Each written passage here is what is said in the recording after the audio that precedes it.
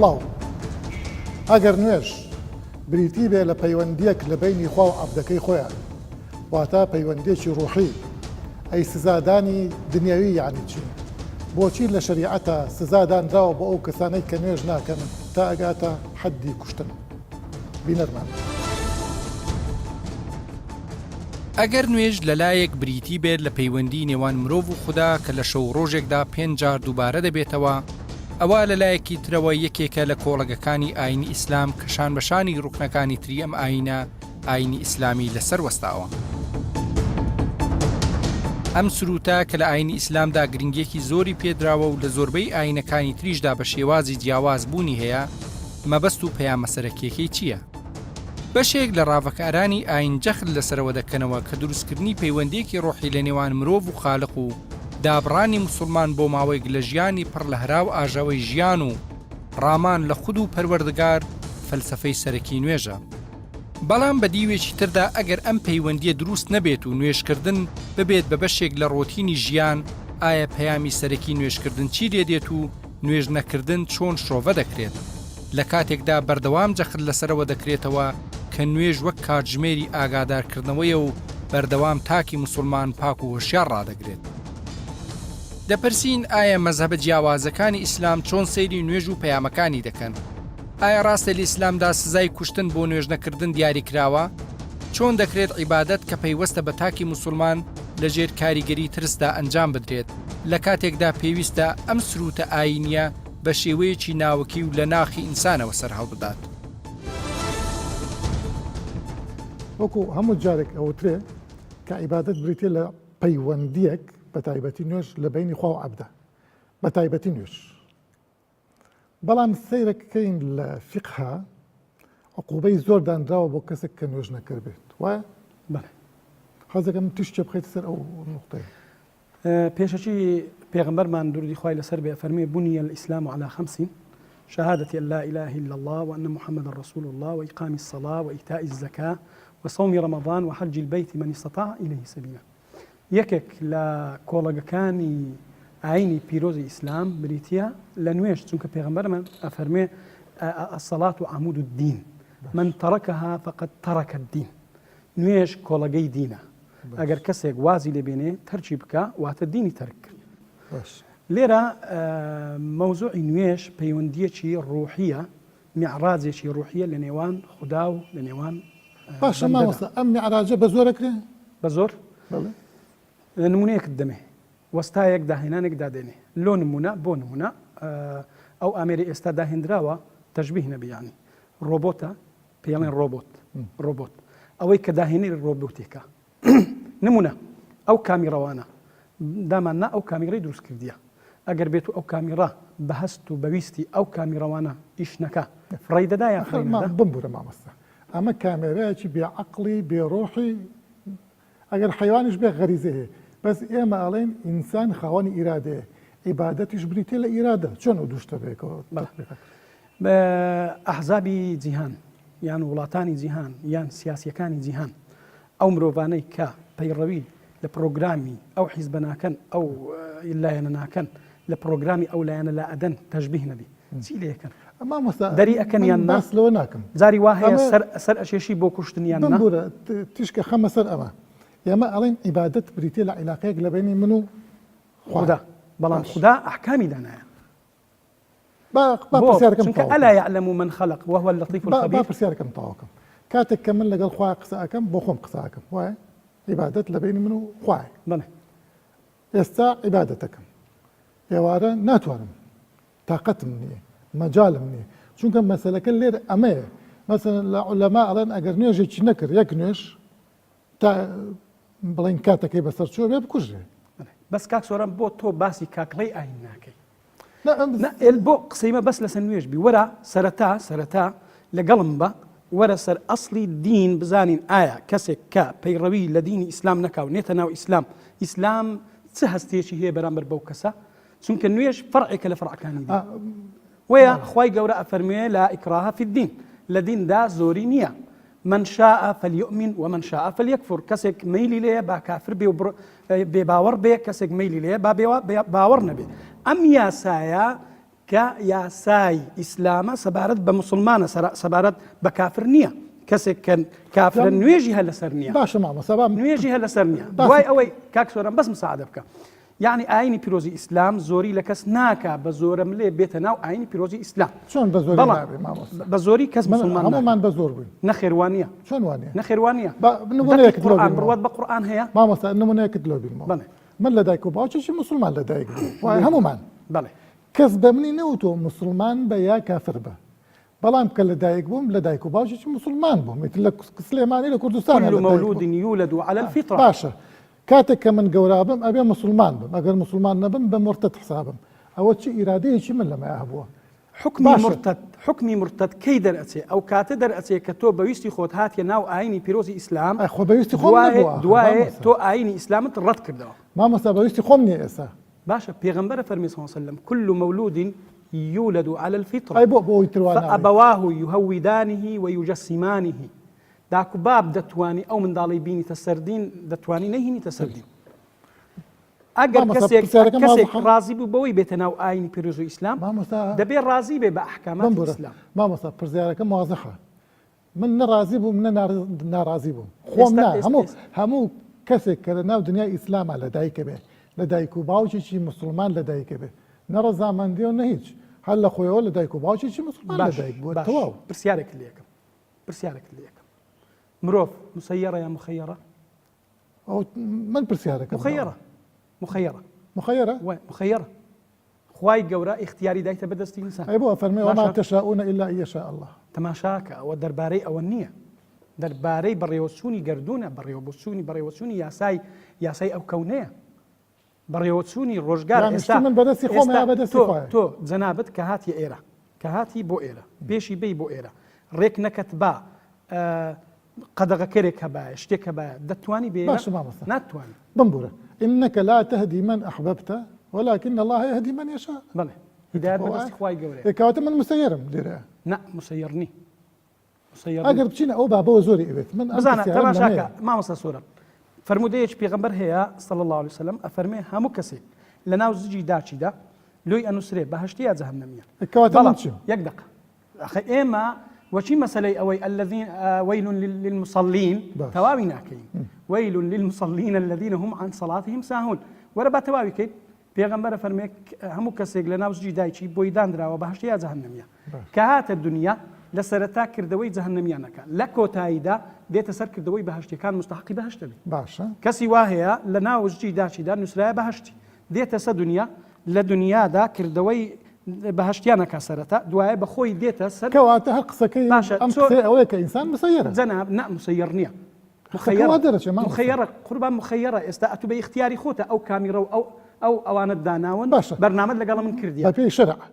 ئێستا من تۆ مناڵێک 15 ساڵ 16 ساڵ لە دین دەرچێ مرتەدا کوژرێت 18 ساڵ هەر لە ئاینی ئیسلام وانە ئەوەی کە نوێژ نەکا لە ناو حکمی دەوڵەتی ئیسلامی دابی ئێستا نا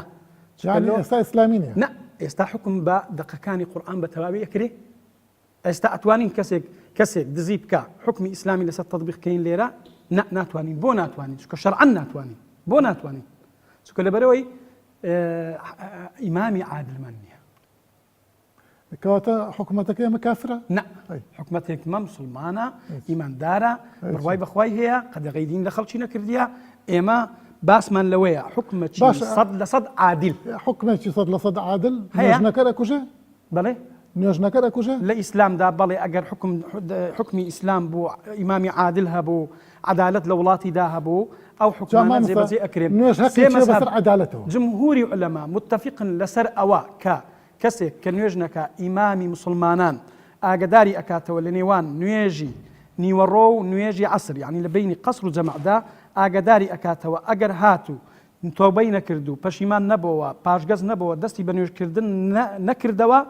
تەعزیری کرا ئامۆژگاری کرا داوای تۆبەی لێ کرا پەشیمان نەبەوە ئەوە لەسەری ئەدرێ و بە کافریش ئەمرێ.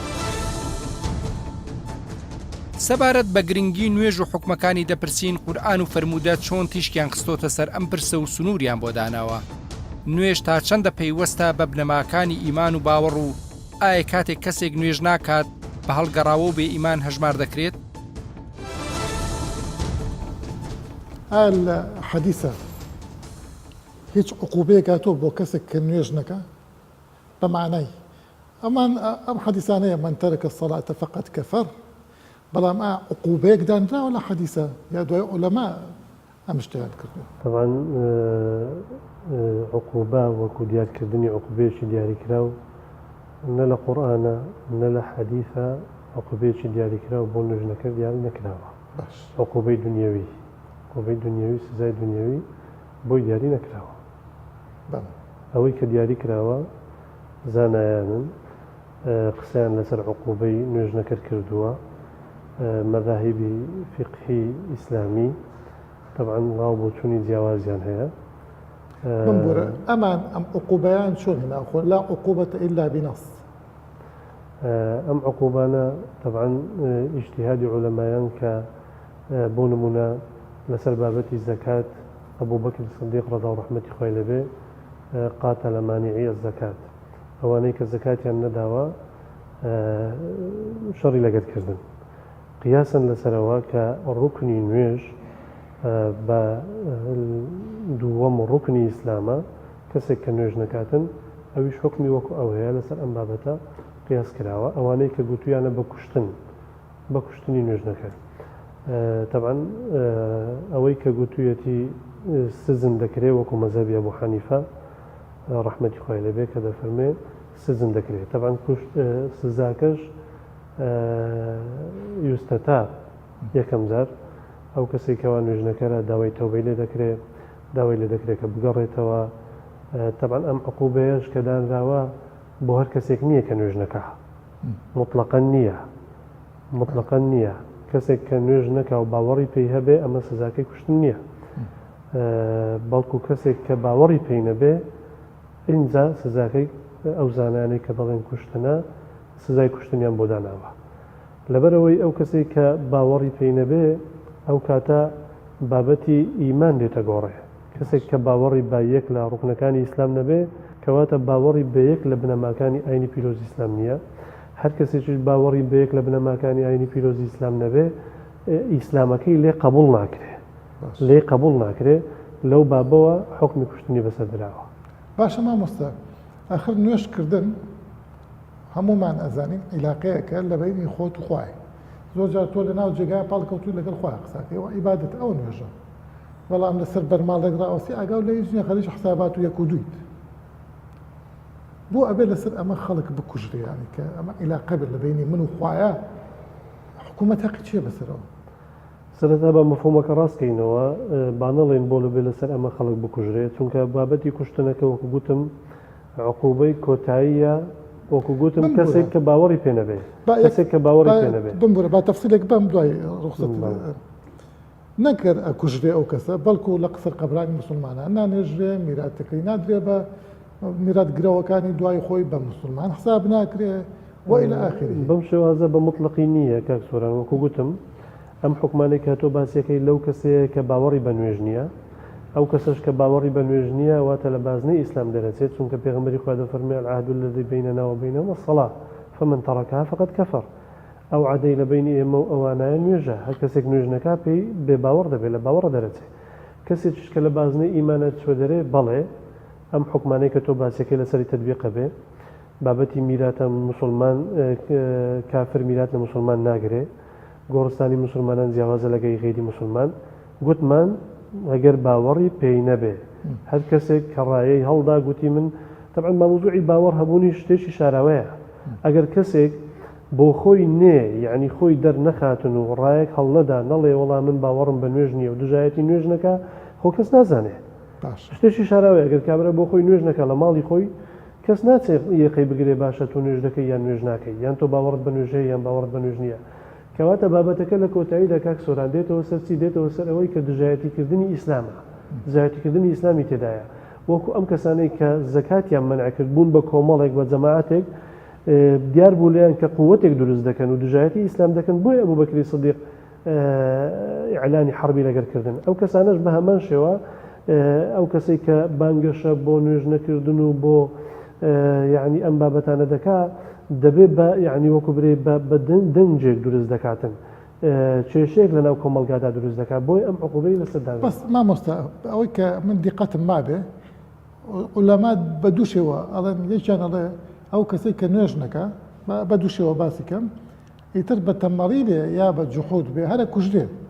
بەڵام بەعزێکیان ئەڵێن کوشتنەکە بە حەددا بەعزێکیان ئەڵێن وەکو ڕیدا کوژرێ یعنی ئەمە مرتەدە بۆیە کوژرێ بەعزێکی تریان ئەڵێن نە وەکو حەدە کوژرێ یعنی وەکو مسلمانە بەس مسلمانە کە زیناکە ڕەجمەکرێ ئەو حەدە ئەمیش مسلمانە بەس کە نوێژ ناکە ئەو کوژرێ وەکو حەد نەک وەکو ڕیدا طبعا ئەو قسەی کە مەزهبی حەمبەلیە ئیمامی ئەحمەدەکە ئەڵێ کابرا باوەڕیشی پێبێ ویستە تا داوای تۆبەی لێ دەکرێت ئەگەر نەیکرد هەر دەکوژرێ مەزهبی حەمبەلیە ڕاستە یقتل حەدًا وەکو حەد دەکوژرێ حەدی لەسەر دەردەکرێت ئەمە قسەی هەموو عولەمایان نییە قسەی جمهور نییە قسەی یەک لە مەزهبەکانە و هەندێک لە زانایانە ئەگەر قسەی ئەکسەری زانایان لەسەرەوەیە زۆربەی مەزهبی ئیمام مالیک و مەزهبی شافعی لەسەرەوەن کە ئەو کاتە دەکوژرێ کە باوەڕی پێی نەبێ کە باوەڕی پێی نەبێ مەزهبی حەمبەلیش وەکو گوتمان ناڵێ دەکوژرێ کەواتە زۆربەی زانایانی فقی ئیسلامی لەگەر ئەوەن کە بە مطلقی کوشتن نییە بە مطلقی کوشتن بەس هەیە وەکو گوتم ڕای هەندێک لە زانایان بەڵێ پاش داوای تەوبەی لێکردن و ئەگەر هەر نەیکرد بەڵێ ئەو کات دەکوژێت بەس مامۆستا ئێمە زۆر جار باس لەواکەین بەڵام عەفوم دەکەی ئەوە وەکو گوتمان قسەی زانایانە حەدی دیاریکراو بۆ نوێژنەکەر ئێستا لە سەردەمی پێغەمبەری ئیسلام نەهاتووە ئەی ئەسحابە حتا لە سەردەمی سەحابەش حاڵەتی وامان نەبوو قسەی ئەوانمان نییە لەسەر حەدێکی دیاریکراو بۆ نوێژنەکەر نەکوژراوە ینی وەکو بڵێ یعنی ناڵێمە تو نوێژ نەکرد شتێک نەبووە کە کەسێک یعنی ڕای هەڵداتن و بڵێ من ئیعلانی نوێژ نییە لە ئیسلامە و باوەڕم پێی نییە و یان نوێژ ناکەم باشە ئەو حاڵەتە ڕەنگە زۆر دەگمەن بوو بێ لەوانەیە هەر نەبوو بێ لەوانەیە ئەگەر هەبوو بێ شتێکی شارەوە لە بینی خۆی و کەس خوددا منافقەکان نوێژیان نەکرد منافقەکان نوێژیان دەکرد یڕاون الناس بەڵێ کەواتە مامۆستا ئەمە کاتی ئەو بەڕیادایان کرد کەواتە مامۆستا کاتی ئێمە حدودێک دارین شعبێک لە منافق دروست ناکەین نەخێر ئێمە ناڵێن شعبێک لە منافق دروست دەکەین لەبەرەوەی ئەمە یاسایە وەکو یاساکانی دنیا ئێستا بۆ نمونە یاسای بۆ چێ ئەمە هەمووی دین یاسایە دین یاسایە بۆ تەنزیمکردنی خەڵک بۆ ئەوەی کە کەمترین کێشە لە ناو کۆمەلگا ئەسڵەن بۆ ئەوەی هەر کێشە نەبێ بەڵام ئەگەر کێشەش هەبێ دەستی بگردرێت تەبعاً عقوباتی ئیسلامی زیاتر بۆ ڕەدعە زیاتر بۆ ترساندنە زیاتر بۆ ئەوەی خەڵک هەنگاوی بۆ ناوێ ئەگەر پەیامی ئاین بریتی بێت لە پاکردنەوەی ڕۆح و ئەخلاقی مرۆڤ و یەکێک لە ڕێگاکانی نوێژ و عیبادەت بێت بۆچی لە زۆربەی کۆمەلگاکانی ئیسلامیدا بەردەوام دیاردەخراپەکان لە زیادبووندان و مسلمانان لە جیاتی ئەوەی ڕۆحانی و دلۆڤان بن زیاتر توند و ڕەق دەبن ئاین هاتوو بۆی کە ڕابط لە بینی خوا و ئینسانە دروستکە وما خەلەقت الجن والئینس إلا ليعبدون يعني فەلسەفەی عیبادەت ئەوەیە کە ئینسان لەگەڵ خوایە قسەی خۆی بکە لەو ڕێگەیەشەوە دەرونی پاک بێتەوە یا چاک بێ یا مهذب بێ ئەتوانین بڵێن تەنیا ئەمە مەسەلەی عیبادەتە یا فەلسەفەی عیبادەتە زانایان باسی مەبەستەکانی ئاین دەکەن مەبەستی گەلێک زۆر بۆ ئەوەیە کەوا تو هاوسەنجی ڕاگری لە بینی خوددا و لە بینی تاک کە خوددا دەپەرستی بۆ ئەوەی خزمەتی خاکت بکەی نیشتیمان بکەی تاک بکەی کە لە قورئاندا بە مەفهومی خەلیفەیان جێنشین ئینسان بۆ ئەوە دروستکراوەکەوە زەوی ئاوەدان بکاتەوە مەسەن بۆ نمونە هەر یەک لەو خوددا پەرستیانەی کەوا ئەگەر بگری باسی لێ بکەی بۆ نمونە نوێش کۆمەڵێک مەبەست کۆمەڵێک فەلسەفەی تێدایە لە بۆ مرۆڤەکان ئەگەر تەمەشا بکەی بە درێژایی مێژووی ئاینی یان مرۆیانی ئایندا ینی نوێش هەبووە لە هەموو ئاینەکاندا بە جۆرێک لە جۆرەکان حتا پێش ئەوەی ئەنی نوێش فەرز بکرێت لەسەر مسلمانان باز دەکرێتەوە نوێژیان کردووە بەیانیان و هەروەها ئێوارەکانی شەر نوێژیان کردووە اینجا هی بتپەرستەکان نوێشکردنیوان عیبادەتیان کردو هیوان جوایزە بەڵێ. هیوان فەرقی هەیە ئەو پەیامە دەگەێنێکەوە ئینسان تەنها ملکەت بێ لە بۆ خودای گەورە ملکەز نەبێ لە بۆ کەسێکی تر بۆیە زۆر تەکید لەسەر هەموو ئاینەکان تەکید لەسەر ئەو پەیامە دەکەنەوە ئینسانێک ئەگەر ملکەت بێ لە بۆ خودای گەورە ئەو کاتە هەست بە چاودێری خودایی دەکا هەموو ئیشێک دەکا بۆ ئەوەی خزمەت وەکو تازە باسم خزمەت بە مرۆڤایەتی بکاتن بەڵێ یان تۆ پێت وایە فەلسفەی عیبادەت ئەوەی کە بۆ ئینسانیت بێ یا ئەوە کە وەکەڵی کە تۆ پێویستە خوا بپەرستی نەک لەبەرەوەی کە لە بۆ بەشەرەکان یا بۆ باش بوونی بەشەر تەنیا لەبەرەوەی کە پێویستە خوا بپەرستی لەبەرەوەی ئیلاهی تۆی خوای تۆی تو لەبەرەوەی دەپەرستی لەبەری خودای گەورە ینی فەرمان بە ئێمە دەکاتکەوە ئێمە ئەو بپەرستین باشە بەڵام ئەو پەرستنەی خودداش بوو ئەوەیە ڕنگ بداتەوە لە ژیانی ڕۆژانە ئێستا بۆ نمونە ینی دلیلی قورآن دێنمەوە مەسەن بۆ نمونە کە باسی نوێژ دەکەن ئین الصلاة تەنها عن الفحشاء والمنکر باش کەسێک نوێژ دەکا دەبێ ئەو نوێژە ڕنگ بداتەوە لە ژیانی ڕۆژانەی کاری خراپ نەکە کردەوەی خراپ نەکە کردەوەی خراپ چی ینی خەڵک مامۆستا ئازێت نەدا بۆ ئەفۆن بەس باسی مەسەن بۆ نمونە کەریمەی فەحشا چییە فەحشا دەڵێ هەر زانایان باسییان کردو هەر قسەیەکی ناشرین هەر کردەوەیەکی ناشرین کەوا زیان بە خەڵکی بگەرێ منکەر چیە ئەوەیە کەوا شتێک خەڵک پێڕازی نەبێ معروف نەبێت بەڵام مامۆستا ئەمە لە واقعە با بڵین پێچوانەی ئەمە زۆر بین وایە بۆ نمونە کەسان هەن نەک کەسی ئەوام عالمە هەموو شتێک گەزانێ عابدە نوێژەکە ڕۆژەکە لەگەڵ ئەوەشا کەسێکی خراپە کەسانیشتن متدەین نین ئەسڵان خوایان نییە مەسەن کابراسی نازانێ خواچی کابرا ئەوروپی بە هەمان شێوە لەگەڵەوەشە زۆر بە زەمیرە زۆر ئینسانی بیرەکاتەوە زۆریش بە جوانی ئیشەکانیەکە ئێمە چۆن تەوافق بکەین لە بینی ئەم دوو قسەیە زۆر شت هەیە پێی دەڵێن بەهای ئینسانیان بەهای مرۆڤایەتی بەهای جوان وەکو نمونە تازە باس کرد مەسەن بۆ نمونە عەدالەت دادپەروەری ئەوە بەهایەکی ئینسانیە ئاینیش دێت تەکیدی لەسەر دەکاتەوە یان ئەخلاق ڕەوش جوانی مۆستا بمبوور مەبەستم ئەمەیە بۆ نمونە ئێمە ئەبینین کەسانی کە زۆر متدەینن بڵێ نەک کەسانی ئاسایی کابرا ئیتر ئەلف و بای ژیانی بە ئیسلام دەست پێکە و تاکو و ئەخیری بە حسابی خۆی بە پێی شەرع ئەڕۆ لەگەڵەوەشە کەسێکە ڕقن کەسێکە قسە ناخۆش کەسێکە پیاوکوش کەسێکە بە ناوی دینەوە هەموو خراپەیەەکە و هەموو حیلە شەرعیش بە خۆی بەڕەوا ئەبینێ بۆ نمونە کەسێکی سیاسی دینی بە ناوی الحاجة الحاجات الضرورات تبيح المحظورات همان ئەوەکە کە کابراایکی سیاسی نارەسەن ئەیکا بەمعنە مەکافی لەکەی کەواتە ئەم عیبادەتە لێرە فەرقی چی بوو لە بینی ئەم دوو کەسە زامن وەکو تازە باسم کرد ئەو کەسەی هەر کەسێک بێ با زانای ئاینی بێ با دکتۆرای لە شەریعە هەبێ با قوتابی کۆلیژی شەریعە بێ با خۆی بە حیزبێکی ئیسلامی دابنێ وەکو تازە باسم کرد خودای گەورە زۆر تەکیل لەسەر ئەوە دەکاتەوە بەس قسە نەبێ قسەکردن ئێمە مەسەن ئاەتی قورئان دەخوێنین و ئاەتی قورئان هەمی جوانە حەدیسی پێغەمبەر دەخوێنین و هەمی جوانە بەس وەکو تازە باس کرد ئایا تا چەند لە ژیانی ڕۆژانەی ڕەنگی دەداتەوە خوای گەورە دەفەرمێت کەبوڕە مەقتەن عند الله ئەن تەقولوا ما لا تفعلون گەورەترین ینی گوناح ئەوەیە تو قسەیە بکەی بە کردار نەکەی ڕاستە فعلا لە جیهانی ئیسلامی ئێمە حتا لە کوردستانیش ئەوە دەبینی ئەمە کەسانێک هەیە قسە دەکاتن ئاەتی قورئان دەخوێنێتەوە حەدیسی پێغەمبەر دەخوێنێتەوە بەڵام ڕنگ نادێتەوە لە ژیانی ڕۆژانەی وەکو ئەوە لە مەبەست و لە پەیامی ئاین تێنەگەیشتووە بەڵام مامۆستا ئەو خۆی ئەڵێ من بە پێی دینە مشتاکم ئەمە نەسە و من تەطبیقیەکەم دین وا ناڵێ دینی ئەو نەسانێکەوە باز دەکا وەکو جاری کەش ئاماژەمان پێداوە بە پێی کات گۆڕانکاری بەسەردادێ بەڵام پەیامی ئاین مەقاسیدی دین زانایان کەوا باسییان کردووە هەمووی ئەوەیە لە بۆ خزمەتی ئینسان و لە بۆ خزمەتی مرۆڤایەتی بێ ینی بەڕێزت پێت وایە مەقسەدی عیبادەت ئەوەیە کە ئینسان بێتە ئینسان بمعنایە بڵێ بۆ مانای بێتە ئینسانێکی مرۆڤ دۆست ئەو کەسێکەوە دەڵێ من ینی دیندارم خۆی بە کەسێکی ئاین پەروەەر دادەنێ ئەگەر کەسێک وەکو تازە باست کرد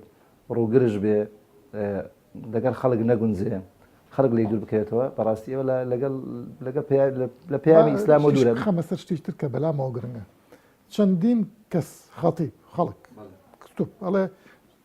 زینا بکە پیاو بکوژە ئەمە بکە ئەوە بکە ئەوە بکە بەس نوێژەکە بکە احتیمالی چوونە باشتە هەیە بەڵام ئەمانە هیچ چی مەکە زۆر ئینسانی بە بەس نوێژ نەکەی ئەچیت لە جەهەنەما خالیدی وەڵای ئەمە حکمەتی قسەیە سەرچاوی نەگرتووە دقەکانی ئیسلام لە مەبەستەکانی ئیسلام چونکە فەلسفەی دین دەخوێنێ مەسەن بۆ نمونە نوێش فەلسفەی نوێش بە هیچ شێوەیەک ینی تەکیل لەسەرەوە ناکاتەوە کوتازە باسم کرد ئینە سەڵاتە تەنها عەنی الفەحشاء والمونکەر کە باسی سەڵات دەکات نوێژ ئەوەیە واتە تو بۆ پێنج ینی کە زانایان باسی مەقاصدی شەرعیان کردووە باسی ئەوەیان کردووە بۆ مەسەرەن پێنج نوێژمان هەیە بۆ ئەوەی تو بەردەوام سیرەت هەبێ لەگەر خودای گەورە کەسێکی بەردەوام سیری هەبێ لەگەر خودای گەورە نابێ ئەو شتانە بکات. ڕێگاکانی پاکبوونەوە و چاکبوونی مرۆڤ جۆراوجۆرن و پێویستە هەمویان لە خزمەتی پەیامی مرۆڤایەتیدا بێت و نوێژ و هەموو عیبادەتەکانی تر جگە لەلایەنە شکلیەکەی گرنگە مەبەست و حکمەتەکانی پەرەی پێ بدرێت.